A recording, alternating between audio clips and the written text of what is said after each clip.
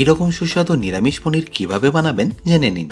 তার জন্য একটা পাত্রে নিয়ে নিচ্ছি এলাচ, লবঙ্গ, দারচিনি, স্টার আনিস, জয়ত্রী আর ব্ল্যাক পেপার। শুকনো কলা একটু ভালো করে ভেজে নিয়ে এটাকে একটা পাত্রে রেখে দিচ্ছি। তারপর একটা কড়াইতে তেল নিয়ে আমি কিছু কাজু ভেজে নিচ্ছি, আর এই কাজুটাকে গোটা গরম মশলার সাথে ভালো করে পেস্ট করে নেবেন। আর অবশ্যই একই তেলে আমি এখানে পনিরটাকেও ভালো করে ভেজে নেবো। আর ভাজার পরে পনিরটাকে নরম রাখার জন্য জলে রেখে দেবেন। তারপর গ্রেভিটা বানানোর জন্য ওই একই তেলে দিয়ে দিচ্ছি 1 চা চামচ মৌরি, সাথে 1 চা চামচ গোটা জিরে আর 1 চা চামচ আদা কুচি, আর ঝালের জন্য কাঁচা লঙ্কা। এবার এখানে মশলা বলতে লাগবে হলুদ, কাশ্মীরি লঙ্কার গুঁড়ো আর ধনে গুঁড়ো। মশলাগুলো কুক হয়ে গেলে এখানে দিয়ে দিন টমেটো বাটা, আর অবশ্যই এখানে সামান্য একটু নুন আর চিনি দিতে ভুলবেন না।